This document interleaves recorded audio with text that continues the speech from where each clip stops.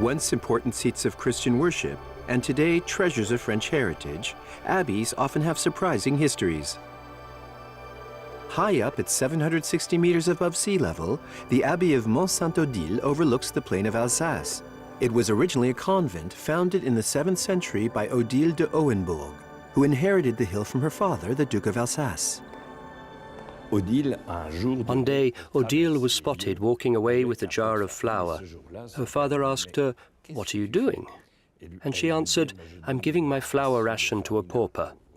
"You have nothing, yet you give away everything. In that case, soon you shall have all you desire." And he bequeathed her this hill. Today, tourists, hikers, and pilgrims come to visit, notably for the supposedly miraculous spring water. One day, as Sainte-Odile was climbing up the hill, she met a thirsty beggar and decided to help him. So she tapped on a rock. This rock is sandstone, so logically there should be no spring.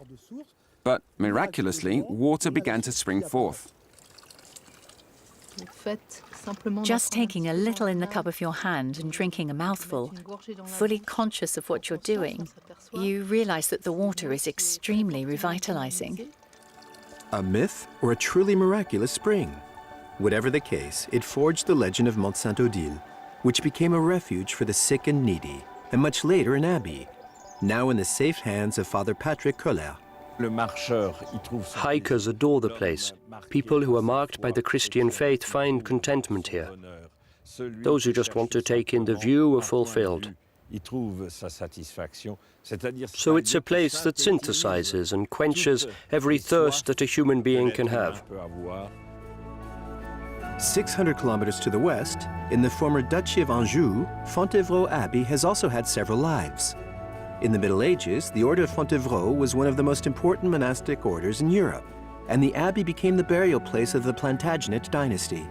We have Richard the Lionheart, the Night King, who's a bit the star here. But there are other stars at Fontevraud. His mother, Eleanor Rakuten, she's the main female figure, Queen of France and of England. So there's a big chunk of European history here. Fontevraud is first and foremost a history of women. The tradition here was for the abbey to be headed not by an abbot, but by an abbess who had authority over the entire region. This is the chapter house. As the name suggests, this is where the monks and nuns were allowed to speak, because they read out loud the chapters from the rule of St. Benedict. It's a fairly large hall where the nuns could sit down. There used to be benches here where they could sit. And the abbess would oversee proceedings, giving orders, giving information, and rendering justice. But during the French Revolution, the abbey was dissolved and became a prison. It held up to 2,500 inmates who worked and then slept in vast dormitories, and later in these cells. I'll pull the lever that opens the door to the cells. This is the place the prisoner would come back to after a day of work. He slept here on a straw mattress. It's pretty rudimentary. It's quite moving in the cells to see that they scratched the months on the walls, so it's like their time inside is ingrained and has left a trace. The prison was finally closed in the 1960s, and Fontevraud has since been converted into a cultural exhibition center. Much further south, on the outskirts of Montpellier, this abbey has an even more surprising history.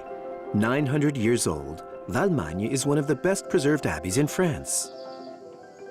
These old stones housed a community of Cistercian monks for 600 years. The abbey was one of the wealthiest in the south of France.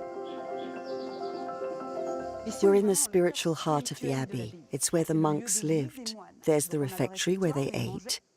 There's the scriptorium where they copied manuscripts, which was an important part of the monks' work. And this is the chapter house where they gathered every morning after Mass. But after the disappearance of the Cistercian monks, the church was given a totally new vocation. Do you notice anything decidedly unchurch-like?